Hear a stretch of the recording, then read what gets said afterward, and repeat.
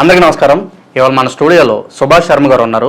హైడ్రా మీద భిన్న అభిప్రాయాలు అయితే ఏర్పడుతున్నాయి. కొంతమంది స్వాగతిస్తున్నారు, కొంతమంది ఇది కరెక్ట్ కాదు అంటున్నారు. సో అక్రమదారుల గుండెల్లో అయితే రైలు పరిగెత్తిస్తుంది హైడ్రా. మరి హైడ్రా గురించి వాళ్ళ సుభాష్ శర్మ గారితో మాట్లాడదాం. గురుగారు నమస్కారం. శ్రీమాత్రే నమః అండి. గురుగారు, హైడ్రా చాలా ఎక్కువ చర్చించుకుంటున్నారు. ఇదేంటి ఒక్కసారిగా వచ్చేసింది, అందరూ కూల్చేస్తున్నారు అని చెప్పి మాట్లాడుతూ ఉంటున్నారు. మరి హైడ్రా చేస్తుంది కరెక్టేనా? మరి దీన్ని స్వాగతిస్తారా? ఎందుకని సడన్గా ఇది ఎంత పాపులర్ అయింది? చాలా మంచి ప్రశ్న అండి. ఎందుకంటే చాలామంది గుండెలు రైళ్లు పరిగెడుతున్నాయి. హైడ్రా అనే పేరు వినగానే ఎవరైతే అక్రమంగా కట్టారో ఈ భవనాలు, వాళ్ళ గుండెలో రైళ్లు పరిగెడుతున్నాయి. సరిగ్గా నిద్ర కూడా పోవట్లేదట ఈ మధ్యకాలంలో వింటున్నాము. అయితే ఇక్కడ హైడ్రా అనేటటువంటి ఏదైతే వ్యవస్థ ఉందో దాన్ని 100% స్వాగతించవలసినటువంటిదే మనం. ఎందుకంటే మనం చెరువులను కానీ అలాగే ఈ యొక్క నాలాను, ఈ యొక్క ఎల్టీఏ బఫర్ జోన్స్ ఏవైతే ఉంటాయో వాటన్నిటిని మనం కబ్జా చేసుకొని ఎప్పుడైతే భవనాలు నిర్మించడం మొదలుపెట్టామో ప్రకృతిలో ఉన్నటువంటి ఈ వర్షపాతంతో పడినటువంటి నీరు అది వెళ్ళవలసినటువంటి సరైనటువంటి రూట్లో వెళ్ళడం లేదు. అది అక్కడే స్టక్ అయిపోయి ఏమవుతుంది, ఇళ్లలోకి నీళ్లు రావడం అనేటటువంటిది వస్తుంది. వర్షం పడినప్పుడు ఇప్పుడు కూడా చూస్తున్నాం. వర్షం పడితే చాలు అందరి ఇళ్లలోకి నీళ్ళు వచ్చేస్తున్నాయి. అందరూ సతమతం అయిపోతున్నారు, అతలాకుతలం అయిపోతున్నారు. రాబోయే ఈ 3 నెలల వర్షకాలంలో ఎప్పుడు ఏ ఇండ్లు కూలిపోతుందా అనేటటువంటి సిచ్యువేషన్లో ఉన్నటువంటి వారు ఉన్నారు. కాకపోతే ఇందులో కొన్ని పాజిటివ్స్ ఉన్నాయి, కొన్ని నెగిటివ్స్ ఉన్నాయి. కొంతమందికి మంచి జరగాలంటే కొంతమంది ఇబ్బంది పడక తప్పదు. మరికొంతమంది ఇబ్బంది పడితే కానీ మరికొంతమందికి మంచి జరగదు. ఇలాంటి సందర్భాలు మనకి ఇప్పుడే కాదు, అనాదిగా ఎన్నో రోజుల నుంచి వస్తున్నటువంటిదే. కాకపోతే ఏంటంటే గవర్నమెంట్ తీసుకున్నటువంటి నిర్ణయంలో ఏ తప్పు లేదు. అందుకు మనం కూడా స్వాగతించవలసిందే. మనం అంటే ఇక్కడ ఇబ్బంది పడుతున్నటువంటి వారు ఎవరంటే సామాన్యమైనటువంటి జనాలు మాత్రం ఇబ్బంది పడుతున్నారు. అందులోనూ ఈ ఎల్టీఏ కానీ ఈ బఫర్ జోన్స్ కానీ ఇవన్నీ కూడా ఎవరి ఆధీనంలో ఉంటాయి? రెవెన్యూ అధికారులు అలాగే ఈ యొక్క గవర్నమెంట్ అధికారులు ఎవరైతే ఉన్నారో వాళ్ళ చేతిలో ఉన్నటువంటి అంశాలు ఇవన్నీ. ఎప్పుడైతే ఒక భవన నిర్మాణం జరుగుతుందో అప్పుడు అది బఫర్ జోన్లో ఉందా, లేదు అని అంటే కనుక అక్కడ ఏమైనా అప్పట్లో కాలువలు కానీ చెరువులు కానివ్వండి ఇంకేదన్నా జోన్లో ఉన్నటువంటి పరిధిలో ఉన్నాయా, అక్కడ మనము పర్మిషన్ ఇవ్వాలా లేదా అనేటటువంటిది గవర్నమెంట్ తీసుకోవాల్సినటువంటి నిర్ణయం.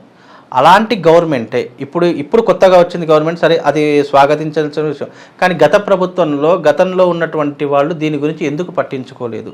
ఇప్పుడు సడన్గా వచ్చేసేసి నేను ఇల్లు కూల్చేస్తాను, నువ్వు బఫర్ జోన్లో కట్టావు, నువ్వు చెరువులను ఆక్రమించి కట్టావు అని అంటే వాళ్ళకు కొద్దిగా బాధ అనిపిస్తుంది.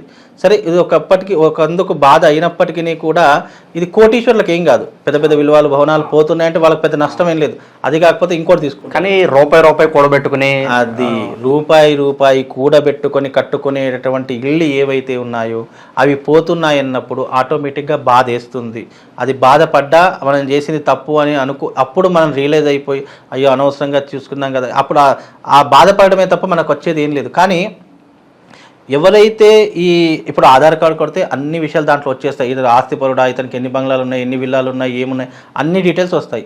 అలాంటి వారికి నువ్వు ఏం చేయకపోయినా పర్వాలేదు, ఇల్లు కూల్ చేసినా పర్వాలేదు. కానీ కూటికి గతి లేనటువంటి వాళ్ళు, పొట్ట చేతున పట్టుకొని వచ్చేటటువంటి వాళ్ళు, సామాన్యమైనటువంటి ప్రజలు, అసలు వాళ్ళు ఈరోజు పనిచేస్తే రేపు పొట్ట గడవదు అనుకునేటటువంటి వాళ్లకు ప్రభుత్వము ఏదైనా నష్టపరిహారము లేదా ప్రభుత్వం వాళ్ళకి అండగా నిలిచి వాళ్ళకి ఏదైనా ఇల్లు అలాట్ చేయడం, ప్లేస్ అలాట్ చేయడము, గవర్నమెంట్ భూములు చాలా కొన్ని 100 ఎకరాలు 1000 ఎకరాలు ఉన్నాయి, అలాంటి వాటిలో వాళ్ళకి ఏదైనా ఇవ్వడము అనేటటువంటిది గవర్నమెంట్ కనుక ఆలోచిస్తే దీనికి ఎలాంటి ఎఫెక్టు ఉండదు, ఎలాంటి ఇబ్బంది ఉండదు. ఇప్పటికే రేవంత్ రెడ్డి గారి మీద చాలా వ్యతిరేకత చూస్తున్నాము.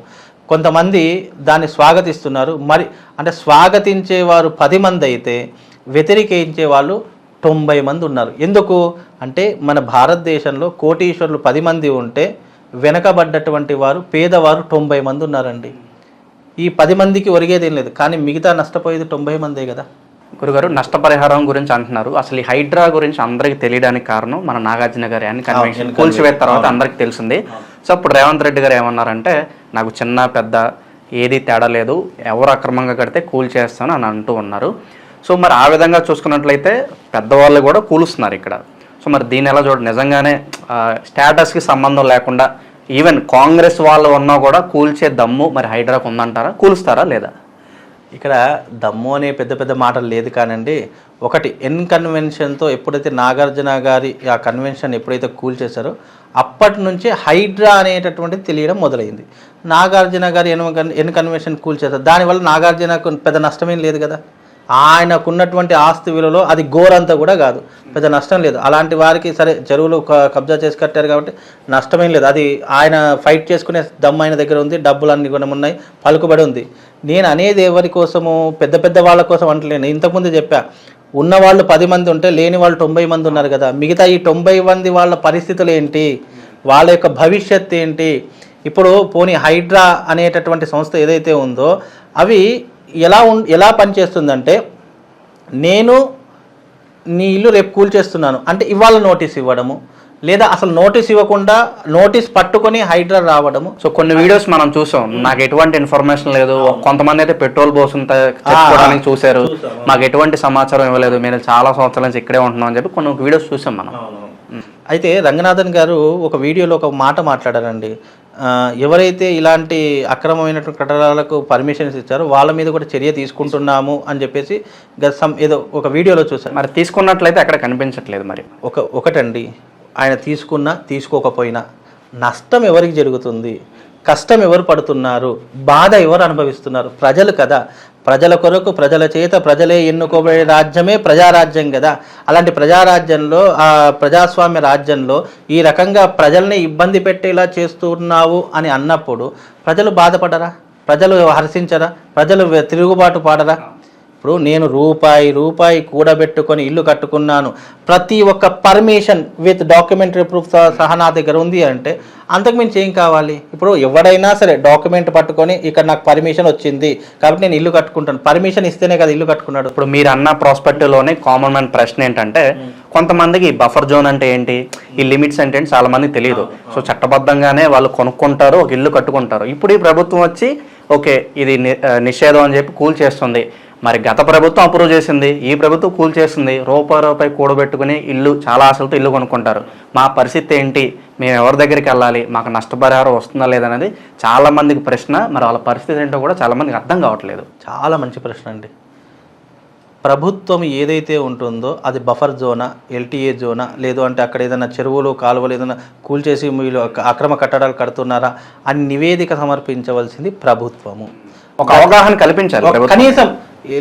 మీరు ఇట్లా అక్రమ ఆస్తులు కడుతున్నారండి, ఇది బఫర్ జోన్లో ఉంది, లేదా ఇక్కడ చెరువులు అవన్నీ కూడా ఉన్నటువంటి స్థలం ఇది, రేపు రోజు వర్షపాతం వచ్చినప్పుడు మీకు ఇబ్బంది అవుతుంది, ఇక్కడ కట్టుకోవడానికి పర్మిషన్ ఇవ్వను అని చెప్పి, అప్పుడే పర్మిషన్ లేకపోతే ఎవరు ఇల్లే కట్టరు అసలు. ఫస్ట్ ఆఫ్ ఆల్ పర్మిషన్ ఇచ్చి మరి ఇప్పుడు కూల్ చేస్తున్నాము అని అంటే ఎవరు ఊరుకుంటారు చెప్పండి? ఏ ప్రభుత్వమైనా అంతే.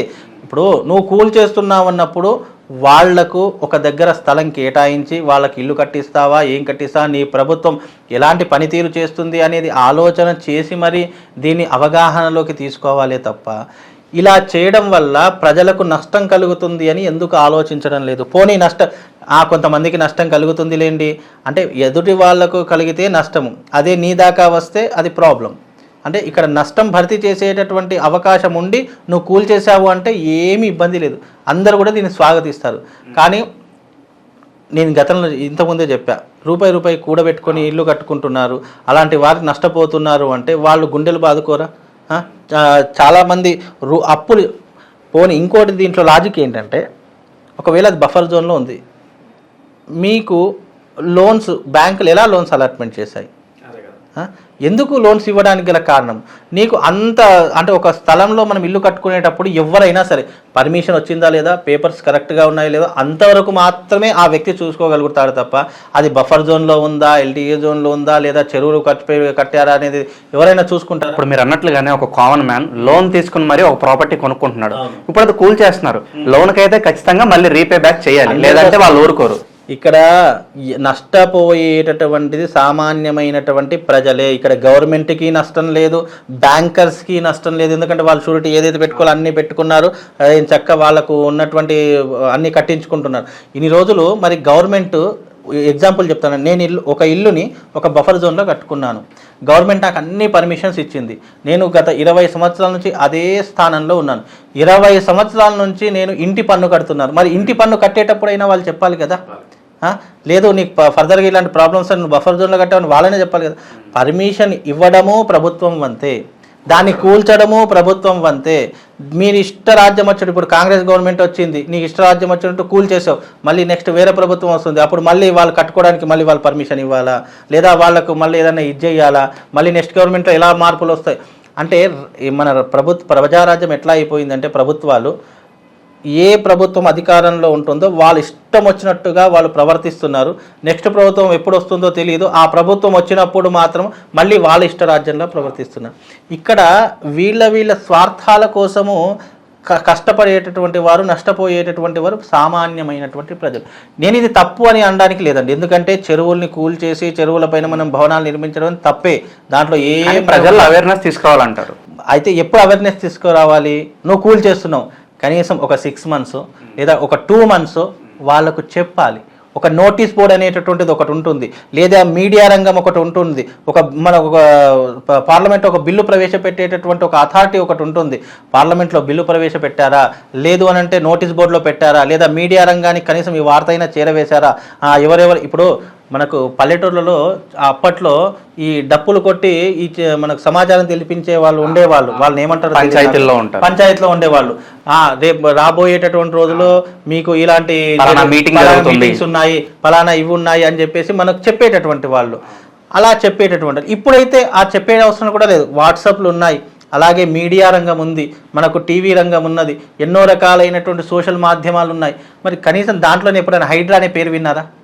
ఎప్పుడు వినలేదు అసలు. హైడ్రా అనేటటువంటి ఎన్ కన్వెన్షన్తో ప్రారంభమైంది, ఇప్పుడు అందరికీ ఈ హైడ్రా అనేది ఒక భయంలా మారిపోయింది.